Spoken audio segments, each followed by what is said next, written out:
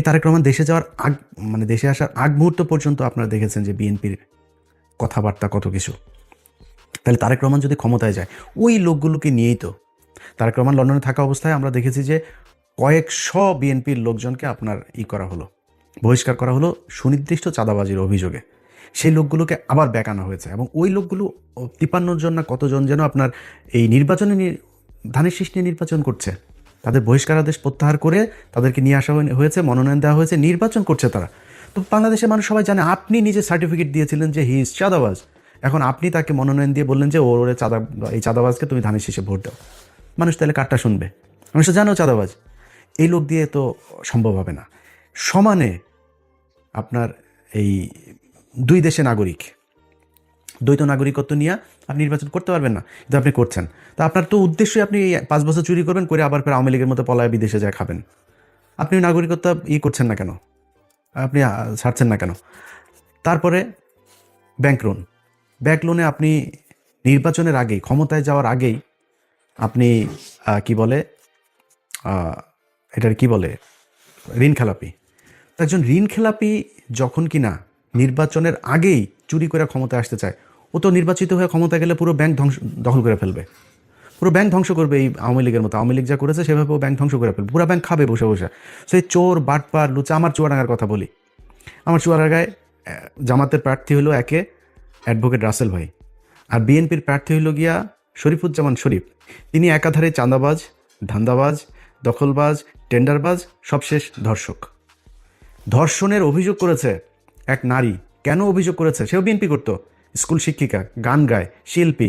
সেই নারীকে আপনার ধর্ষণ করার অভিযোগ করার কারণে তাদের স্বর্ণ চোরাচালান এই মামলায় ঢুকাই দিয়ে তারা জেলে রেখেছে, এখনও জেলে। এই সপ্তাহে হয়তো বা সে ভালো একটা সুসংবাদ পাইতে পারি, সে সম্ভবত বের হবে। তো এই ব্যক্তিরা যদি আপনি জামাতের রাসেল ভাইয়ের কাছে যদি আপনি শরীফ ধর্ষককে দাঁড় করান, তো মানুষ কাকে ভোট দিবে? সারা দেশে তো একই অবস্থা। এই যে মির্জা আব্বাস আর পাটোয়ারি তো কোনো রিক্সাওয়ালার কাছ থেকে চান্দা নেয় না, কোনো দোকান থেকে চান্দা নেয় না, ফুটপাত থেকে চান্দা নেয় না। চান্দা আব্বাসের কাজে চান্দা নেওয়া। সারা জীবন চান্দাবাজি করেছে, এখনও চান্দাবাজি করে। এই যে আপনি ওনারা অনেক সময় বলে বেড়ান যে জামাতের লোকজন হলো গিয়া কিচ্ছু করে না, জামাতের লোকজন কোনো কষ্ট করে নাই, জামাতের লুকিয়ে লুকিয়ে আরামে তারপরে আওয়ামী লীগ সেজে তারপরে রাজনীতি করেছে। জামাতের কয়জনের ফাঁসি হয়েছে, জামাতের কতজন জেলে গিয়েছে, জামাতের কতজন রিমান্ডে গিয়েছে, জামাতের কতজন গুম হয়েছে, কতজন অঙ্গ হারিয়েছে, এটা হিসাব করতে চাইলে হিসাব করেন, তাহলে বুঝবেন যে কাদের উপরে কত নির্যাতন হয়েছে। চান্দা আব্বাসের পুরো ঢাকা ব্যাংক আরামসে তার বেড়েছে, আরও আরও আরও বাড়তে থেকেছে। তারপরে আপনি এই যে মীর কাশেম আলী, তার ছেলে পর্যন্ত আপনার গুম হয়ে একদম কী অবস্থায় বের হয়েছে আপনারা দেখেছেন সেগুলো। তো এই অবস্থা, এটা হলো জামাত আর বিএনপির মধ্যে। আপনি ধরেন হাইপোথেটিক্যাল কথাবার্তা বাদ দেন, জামাত আর বিএনপির সাথে আমরা যে প্রতিদ্বন্দ্বিতা করব, কারণ একজন বিএনপির ভাইকে আমি বলবো যে মানে আমি কিন্তু চাই যে সব রাজনীতি, খালি বিএনপি একা না, আমি চাই আওয়ামী লীগও যদি বাংলাদেশে কোনোদিন রাজনীতি করে, জাতীয় পার্টির রাজনীতি, সব রাজনীতিবিদদেরই মানে ঠিক জায়গায় আসতে হবে। ভাই আপনি চোর বাটপার সেই আগে ধান্দাবাজ চান্দাবাজ এগুলো নিয়ে আমরা যদি বলতে বলেন, মানে একটু সেফ জোনে থাকার জন্য বলি, নাহলে 100% বলে ফেলতাম। 99.9% আপনার চোর, জাস্ট চুরি করার জন্য এখানে রাজনীতি করতে আসে। একদম সব, বিএনপি বলেন আওয়ামী লীগ বলেন, জাস্ট চুরি করার জন্য রাজনীতি করতে আসে। আর জামাতকে বলা হয় জামাতও নাকি ওরা হচ্ছে চান্দাবাজি করে, জামাতও নাকি চান্দাবাজি করে। জামাত চান্দাবাজি কেমনে করে? ওই যে ইয়ানত নেয়, এটাও বলে চান্দা। তো ও ইয়ানত নেয়, ওর পকেটে টাকা দিয়ে ও সংগঠন করে, রাজনীতি করে। আর আপনি মানুষের টাকা নেওয়ার জন্য রাজনীতি করেন, মানুষের কাছ থেকে চান্দা নেওয়ার জন্য রাজনীতি করেন। এগুলি বলে কি আপনি বুঝাইতে পারবেন? জামাতটা আপনি বলবেন 71-এর রাজাকার, এগুলি বলে কি আপনি আমার জামাতটা পেছনে নিতে? মানুষ কেন যেখানেই যায়, যেখানেই শুনেন জামাতকে, আমরা এবার জামাতকে ভোট দিব, জামাতকে ভোট দিব, হ্যাঁ, মানে এরা আবার বলে বট বাহিনী দিয়ে এগুলি করা হয়। তো ডাকসু নির্বাচনে কী হয়েছে? ছাত্র সংসদ নির্বাচনগুলো সব জায়গাতে কেন এই ভরাডুবি? সবশেষ যকসু নির্বাচনে সবাই মিলে, ওই যে বিকাশ নুরু টুরু সব কটার দল মিলে এসে তারপরে শিবিরের বিরুদ্ধে লাগলো, তাও পারলো না। তো কেন হচ্ছে এরকম? এটা এমনি আপনার কি মনে হয় জাহাঙ্গীরনগর বিশ্ববিদ্যালয়, ঢাকা বিশ্ববিদ্যালয়, সব বিশ্ববিদ্যালয়গুলোতে সবাই শিবির করে এখন, সবাই জামাতে যোগ দিয়েছে? নো। কি করেছে? তাদের এই সাধারণ মানুষ যারা, সাধারণ ভোটার যারা, তারা দেখেছে যে ছাত্রদলের চরিত্র আর ছাত্র শিবিরের চরিত্র না, এটা তো আকাশ পাতাল পার্থক্য। আমরা তো যা শুনি সব মিথ্যা কথা। এটাকে বলা হয় এরা হইল গিয়া এই 71-এ ওর মারে এটা করেছে, ওর বোনেরা এটা করেছে, খুঁজে পায় না। সারা বাংলাদেশে যে মেজর আখতারুজ্জামান, তিনি এদিন একটা কথা বলেছেন যে ভাই 71-এ জামাতে ইসলামের সংগঠনে সব মিলায় লোক ছিল না 300 জন, তারা 64 জেলায় একদম সংগঠন করে, এই যে রাজাকার বলা হয়, রাজাকার জিনিসটাই তো মানে বিকৃতভাবে উপস্থাপন করা হয়েছে। রাজাকার ছিল পাকিস্তানি বাহিনীরা, এই যে ব্রিজ কালভার্ট যেগুলো ভেঙে দিচ্ছিল মুক্তিযোদ্ধারা, এগুলো রক্ষণাবেক্ষণের জন্য তাদের ইউনিফর্ম ছিল চৌকিদারদের মতো। আপনি মেজর আক্তার নিজেও এই কথাটা বলেছে, এটা এর আগেও আমরা বিভিন্ন বইতেও পড়েছি, আপনি বিভিন্ন বিদেশি যেসব ডকুমেন্টারিগুলো ছিল তখনকার, সেগুলো তো গেলেও দেখবেন। এটা কোনো রাজনৈতিক দলের ছিল না, জামাতের কোনো সংগঠনই ছিল না তখন সেইভাবে, মানে জেলা ভিত্তিক। ঢাকা শহরে একটা ছোট একটা ছিল, ওইটা নিয়ে তারা রাজনীতি করতো। তো এটাকে বানানো হয়েছে রাজাকার। তারা বিভিন্ন মানুষের হরিণ ধরে নিয়ে নাকি পাকিস্তানিদের দিয়ে কার মারে মারে করায়, তারপরে আকাম কোকাম করায় ওদের সজীবাজের জয় পয়দা হওয়া, এইগুলো বানানো হয়েছে। এগুলো তো ভাই মানুষ এখন বলে করা যাবে না। এখন করতে হবে কি, আপনাকে রাজনীতি করতে হলে ওর চাইতে বেটার কোনো রাজনীতি করতে হবে। জামাত ইসলাম এই একটা সংবাদ সম্মেলন করবে, ওদের একটা মিটিং হবে, ওদের দলের কাউন্সিল হবে, পদ দেয়ার নাম বলার পরে সে জানেও না কিসের লবিং টবিং, সে জানেও না কি হবে, সে কান্না করে, নামাজ পড়ে, সেজদা দেয়। কেউ কারোর পক্ষে কোনো বিপক্ষে বিদ্রোহী প্রার্থী কোনো কিছু নাই। এনসিপির পোলাপান, অখ্যাত পোলাপান, চেনে না কেউ এলাকায়, কেন্দ্র থেকে সিদ্ধান্ত হয়েছে তাকে লক্ষ্মীপুর এক আসনে দেওয়া হবে। বিশাল প্রভাবশালী জামাত ইসলামের বিরাট মানে হেভিওয়েট প্রার্থী সরে গিয়েছে। এই যে মাহফুজের ভাইকে দিয়েছেন, ওই আসনের যে জামাতের প্রার্থী, উনি ভীষণ জনপ্রিয়, দাঁড়াইলেই পাশ করবে এরকম একজন প্রার্থী। দল বলেছে মাহফুজের ভাইকে দিতে হবে, সরে গিয়েছে, কোনো আপত্তি নাই। একটা জায়গায় আসন দেওয়ার পর 2 মিনিটের মধ্যে জামাতের প্রার্থী ফেসবুকে পোস্ট করেন, দলীয় সিদ্ধান্তকে স্বাগত জানিয়ে, শ্রদ্ধা জানিয়ে সরে যাচ্ছে। কেন? মানে অন্য জায়গায় চেয়ার নিয়ে লাথালাতি নাই, ধাক্কাধাক্কি নাই, কোথাও বক্তব্য দেওয়া নিয়ে ধাক্কাধাক্কি নাই। খালেদা জিয়ার খিচুড়িটা নিয়েও আপনারা কারাকারি করে মারামারি করলেন। প্রতিদিন এদের কামড়া কামড়ি, সেই আওয়ামী লীগ যা করতো তাই হচ্ছে। আপনি বলেন ভাই আপনি আমার যদি এমন বলেন যে ও ইলিয়াস বোধহয় জামাতের দালালি করে, ভাই বললে কোনো সমস্যা নাই, আপনি যার মনে চায় বলেন। আমি তো আপনাদেরকে বিএনপি ক্ষমতায় আসার আগে আওয়ামী লীগ থাকা অবস্থাতে সবসময় একটা কথা বলেছি কি, আমার খালি আমি রাজাকার হইতে রাজি, আমি পাকিস্তানি মিলিটারি হইতে রাজি, সব হইতে রাজি, যা বানাবি সব হইতে রাজি, কিন্তু আমার আওয়ামী লীগ খালি বানাবি না, আর কিছু সমস্যা নেই। তো আমাকে আপনি যা মনে চায় বলেন, আপনি নিজেকে কোশ্চেন করেন।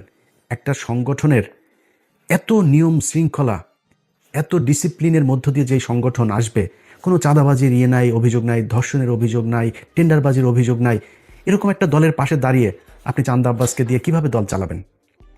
সো বেটার একটা পলিসি নিশ্চয়ই আপনাকে করতে হবে। কেমনে করবেন, কিভাবে করবেন, সেটা আপনারা জানেন। কিন্তু আমি মনে করি যে যদি নাকি আপনি মনে করেন বিএনপি ক্ষমতায় যদি আসেও তারপরেও বিএনপিকে ক্ষমতায় টিকে থাকতে হলে, পরবর্তী নির্বাচনে আবার ক্ষমতায় আসতে হলে, এখন অনেক চামচা অনেক তেলবাজেরা বিএনপিরই হয়েছে, যারা গত 6 বছরে যারা তারেক রহমানকে চেনেই না, তারেক রহমান লন্ডনের কি এরকমও বসে বসে টকশো করেছে, সেই সব লোকজনও এখন নিজেদেরকে স্বঘোষিত বিএনপির দালাল হিসেবে পরিচিত করার সুযোগ। এত ইজ্জত বেচতে পারবো না ভাই, এত নিচে নামতে পারবো না। আল্লাহর রহমতে আল্লাহ না খাওয়ায় রাখেন না, আল্লাহ গরিবও বানায় নাই। আল্লাহর রহমতে যতটুকু খাওয়ার দরকার হয়, আল্লাহ যতটুকু পড়ার দরকার হয়, যতটুকু নিজের চাহিদা আছে, আল্লাহর রহমতে করার মতো শক্তি আল্লাহ দিয়েছেন। আল্লাহ যেন এই জায়গায় রাখে, কারোর কাছে যেন চান্দাবাজি ধান্দাবাজি হাত না পাতায়, তাইলেই হবে, আর কোনো কিছু দরকার নেই। কিন্তু যে পরিমাণে ন্যাকেট হইয়া মানুষের গালাগালি শুনে তারপরে দলের দালালি করে, নিকৃষ্টতম একটা কাজ। তারা যে গরিব মানুষ তা না, কিন্তু তারপরে মানুষ যা বলে বলুক, আমার একটু সুবিধা পাইতেই হবে, জোর করে তারেক রহমানের প্রশংসা করে তারপরে তার বিএনপির দালাল সাজতে হবে। এখন এইসব লোকজনের কাছে যদি আপনি আবার বিএনপির ব্যাপারে শুনেন, অনেক সুন্দর কথা, যারা 6 বছর বিএনপির ব্যাপারে বহু নেগেটিভ কথা বলেছেন, আমরা আগেও যেভাবে বলেছি এখনও সেভাবেই বলছি, ভবিষ্যতেও। যেহেতু বিএনপির একটা বিশাল শ্রেণী ভারত বিরোধী মানুষ আছে এখানে সবাই চান্দা আব্বাস না, এখানে সবাই শরীফুজ্জামান শরীফ না, এখানে অনেক ভালো মানুষ আছে। সো বিএনপির সবচেয়ে বড় কথা হলো জিয়া পরিবার, তারা ভারত বিরোধী, এটা পরীক্ষিত, ইতিহাস এটার সার্টিফিকেট দিয়েছে। আমি তার বিরুদ্ধে কেন যাব? আমার তার বিরুদ্ধে বলতে হবে কিসের জন্য? এটার যদি নাকি গঠনমূলক সমালোচনা করে তাদের যা ঠিক করা দরকার সেটা ঠিক করতে হবে। এটা যদি ঠিক না করেন তাহলে ভবিষ্যৎ অন্ধকার। আপনি যত কথাই বলেন, এখন এই যে অনেক ডিসি, এসপি, সচিব, অনেক পুলিশের ওসি অনেকে কিন্তু বিএনপি সাজার চেষ্টা করতেছেন। কিন্তু আপনাদেরকে একটা জিনিস বলে রাখি, সামনের হিসাব নিকাশ কিন্তু, সব কথা সোশ্যাল মিডিয়াতে বলা যাবে না, কিন্তু সামনের হিসাব নিকাশ কিন্তু অত ইজি না। শুধু একটু ক্লু দেওয়া যায় আপনাদেরকে। এই যে এনসিপি জামাত ইসলামে যোগ দিল না, এটা খুব সহজভাবে নিয়েন না। এই যে সরকার এখন হ্যাঁ ভোটের পক্ষে ক্যাম্পেইন করছে, খুব সহজভাবে নিয়েন না। এই যে রিসেন্টলি দেখবেন সেনাবাহিনী আপনার সন্ত্রাসী ধরপাকড় শুরু করেছে না, যাদেরকে দিয়ে মারামারি করবেন, শয়তানি করবেন, মানুষের ভয় ভীতি দেখায় ভোট নেবেন, নির্বাচন আসতে আসতে কিন্তু এই ধরনের লোকজন পুরো শূন্য হয়ে যাবে। যেসব ডিসি, এসপি, ওসিরা বাড়তি দালালি করে তারপরে মনে করছেন কোনো একটা দল ক্ষমতায় আসবে, মনে করেন হাইপোথেটিক্যালি ক্ষমতায় আসলো, এই যে আমি কোনো দলের নাম বলছি না, যে কোনো একটা দল আসলো, আর সেই দলের দালালি আপনি করছেন, মনে করেন সেই দলটা 5 বছর পরে যাবে না ক্ষমতা থেকে? আপনাদের যাদেরকে মাপ করে দেওয়া হয়েছিল 5 তারিখে, তাদেরকে কিন্তু মাপ করবে না এর পরের বার। সো খুব হিসাব করে আপনি আপনার দায়িত্ব পালন করবেন, বাড়তি সুযোগ সুবিধা দেওয়ার চেষ্টা করেন না। কারণ জামাত ইসলাম যেই পলিসি নিয়ে তারা আগাচ্ছে, সেটা হলো প্রতিটা কেন্দ্র তারা কাউন্ট করবে।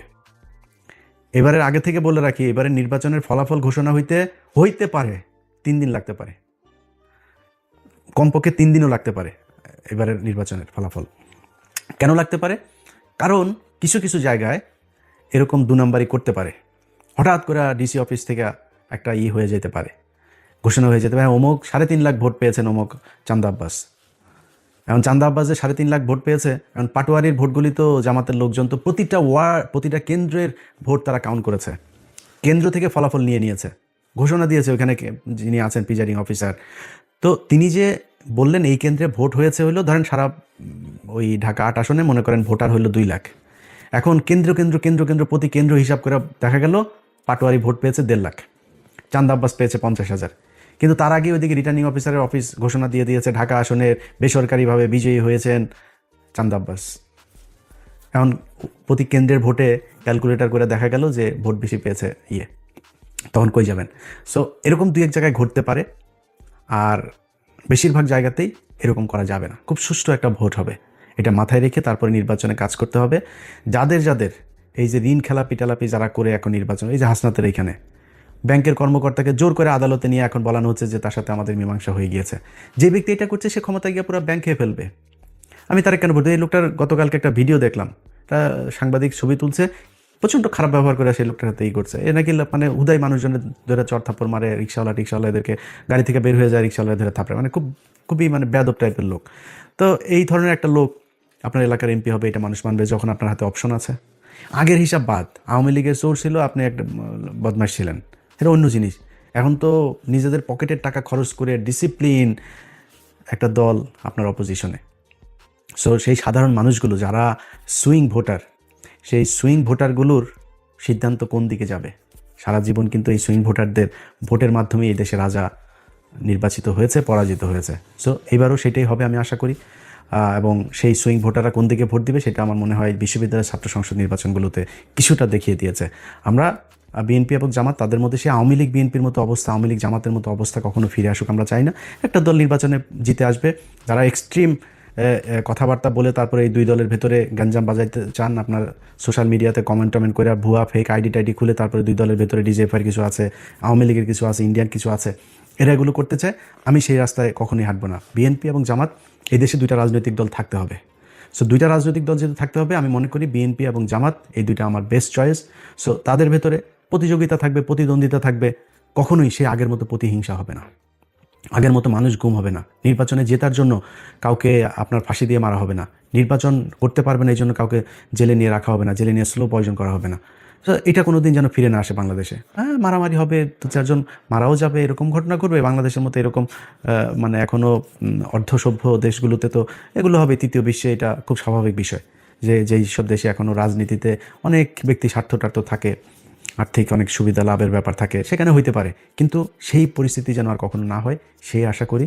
সে কারণেই আমি মনে করি যে সামনের নির্বাচনটা একটা সুষ্ঠু নির্বাচন হবে, এবং সেই নির্বাচনে আমার জন্য আমার ব্যক্তিগত মতামত, যদি বিএনপি অথবা জামাত এমন একটা কিছু করতে পারে, তারা সেটা নির্বাচনের আগে নিশ্চয়ই ঘোষণা দেওয়ার দরকার নেই, দিবেও না। তাদের একটা একটা কি সরকার, জাতীয় একটা সরকার টাইপের, যারাই ক্ষমতায় আসুক, দেখা গেল যারা সংখ্যাগরিষ্ঠতা পাবে তাদের প্রধানমন্ত্রী থাকবে, এরপরে কয়েকটা মন্ত্রণালয়, কতগুলো আসন পেলে কোন মন্ত্রণালয় কাদের কোনটা থাকবে, এরকম কিছু মন্ত্রণালয়গুলো তে তাদের কিছু ভাগ দেওয়া এবং সবাই মিলেমিশে দেশটা চালানো। আমি মনে করি এরকম কোনো কিছু একটা করলে সবচাইতে ভালো কিছু হবে, এবং আমার বিশ্বাস যে তারেক রহমান এবং ডাক্তার শফিকুর রহমান 2জন মাঝখানে ডক্টর ইউনূস তো আছেনই, তাদেরকে নিয়ে ভালো একটা নির্বাচন হবে এই স্বপ্ন দেখি।